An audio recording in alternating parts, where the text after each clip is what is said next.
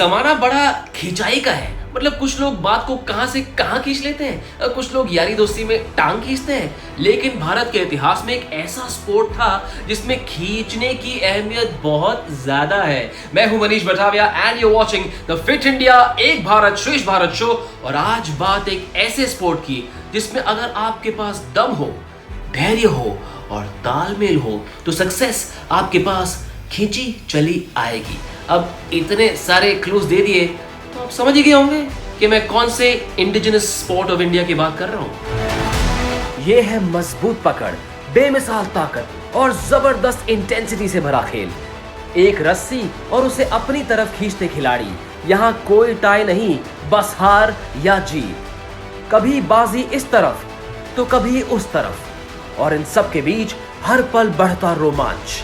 ये है टग of war, जिसे रस्साकसी भी कहते हैं। ताकत, तकनीक और एकता के इस अनोखे खेल की एक अनोखी विशेषता ये है कि इस खेल में हारने वाली टीम आगे बढ़ती है और जीतने वाली टीम पीछे हटती है। और मैं भी आपको इस खेल का आगे पीछे ऊपर नीचे सब कुछ बताने वाला हूँ। फिकर not, just stay with me. वैसे आजकल ये खेल भारत के कई इलाकों में बड़ी एक्साइटमेंट के साथ खेला जाता है और मान्यता तो ये भी है कि ये खेल भारत की कुछ पुरानी रीति रिवाजों का हिस्सा रहने के बाद आज एक अलग इवॉल्व रूप में हम सबके बीच है। राइट, अब आगे बढ़ते हैं, लेकिन आगे बढ़ने के लिए हमें थोड़ा सा पीछे मुड़कर देखना पड़ेगा। That's right, it's history time. पुरातत्व ज्ञान हमें बताता है कि टग ऑफ वॉर की कड़ी 12वीं शताब्दी से जुड़ी हुई है। यह राजाओं का अपने योद्धाओं के बल को परखने का एक तरीका था। उड़ीसा के प्रसिद्ध कोणार्क सूर्य मंदिर की दीवारों पर इस खेल पर आधारित नक्काशी इस बात का प्रमाण है कि भारत में 12वीं सदी से इस खेल का काफी चलन था। कुछ लोग इसे समुद्र मंथन से भी जोड़कर देखते हैं, जिसमें असुर और देवता वासुकी नाग को रस्सी की तरह इस्तेमाल कर अमृत के लिए समुद्र का मंथन किया था। इस खेल के पीछे का इतिहास जो भी रहा हो, मगर वर्तमान में यह खेल भारत के साथ साथ विश्व के अन्य देशों में भी खूब खेला जाने लगा है।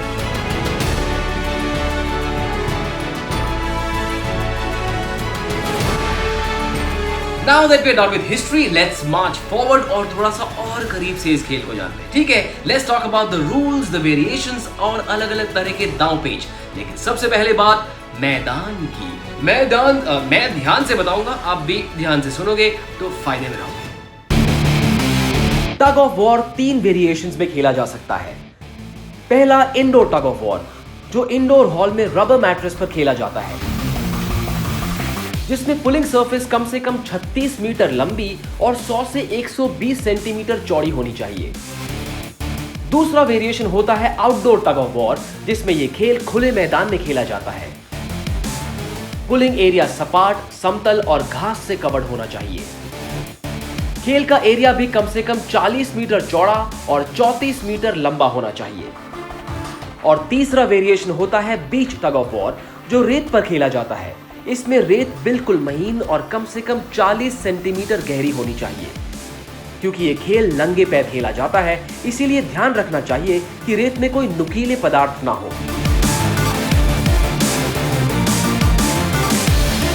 While a lot of you young kids like to say my life, my rules, while that is cool, लेकिन इस खेल के कुछ अलग स्पेसिफिक रूल्स हैं। इंडोर के अलग, आउटडोर के अलग। Let's find out. Tug of war 2 टीमों के बीच खेला जाता है, जिसमें हर टीम में 8-8 खिलाड़ी होते हैं और हर टीम का कंबाइंड वजन उस कैटेगरी के लिए तय वजन से ज्यादा नहीं हो सकता।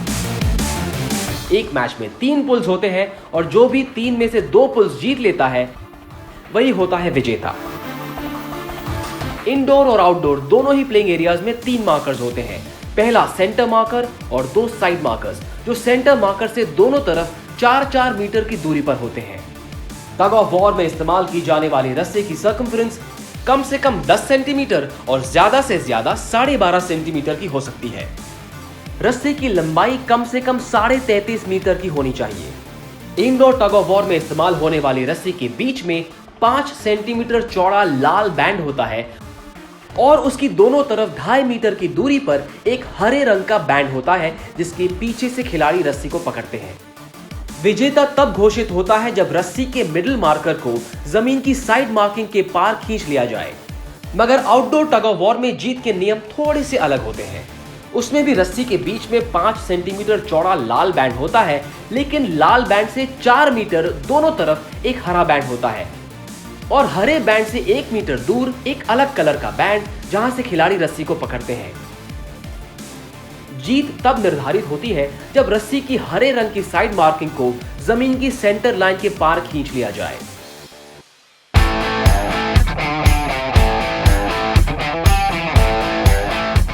Some of you might think यार ये तो सिर्फ उन लोगों के लिए है जिनके बहुत बड़े बड़े मसल्स हो, फुल बाहुबली टाइप्स, ताकतवर। हाँ, ये खेल ताकत का है, लेकिन उसके साथ साथ टेक्निक और सूझबूझ भी उतनी ही जरूरी है। और अगर उसके साथ रिदम और कोऑपरेशन मिल जाए तो फिर हो जाएगी आपकी वाह भाई वाह है। It's a bit like an orchestra. इस खेल में हर टीम में एक ड्राइवर होता है जो टीम को मोटिवेट करता रहता है और बताता रहता है कि कब रस्सी खींचनी है और कब पैर गड़ाकर रुक जाना है। जैसे ही वो देखता है कि दूसरी टीम थक रही है, वो फिर से अपनी टीम को जोर से रस्सी खींचने के लिए मोटिवेट करता है ताकि वो दूसरी टीम का एडवांटेज ले सके और जीत सके। अक्सर टीम के सबसे ताकतवर मेंबर को सबसे पीछे रखा जाता है, जिसे एंकरमैन भी कहा जाता है। सबसे ताकतवर मेंबर को एंकरमैन बनाने का यही फायदा होता है कि उसके फिसलने के चांसेस सबसे कम होते हैं और अगर वो सबसे पीछे डट कर खड़ा रहता है तो पूरी टीम का बैलेंस बना रहता है।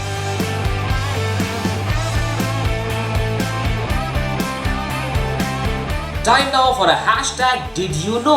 भारत में पहली बार टग ऑफ वॉर की फेडरेशन 1958 में आर्म फोर्सेस के कुछ ऑफिसर्स ने मिलकर बनाई, लेकिन इस खेल को तेजी तब मिली जब 90s में TWFI यानी कि tug of war federations of India को general association of national sports federations of India ने अपना मेंबर बनाया। याद रखना, भारत से चलकर यह खेल कई पड़ोसी मुल्क जैसे पाकिस्तान, बांग्लादेश, नेपाल और श्रीलंका भी पहुंचा, जहां इस खेल की फेडरेशंस बनी और भारतीय खिलाड़ी बायलैटरल खेलों के लिए भी जाने लगे। 2003 में टग ऑफ वॉर को अब तक की सबसे बड़ी उपलब्धि तब मिली जब IOC यानी इंटरनेशनल ओलंपिक कमेटी ने TWIF यानी कि international tug of war federation को ऑफिशियल मान्यता प्रदान की।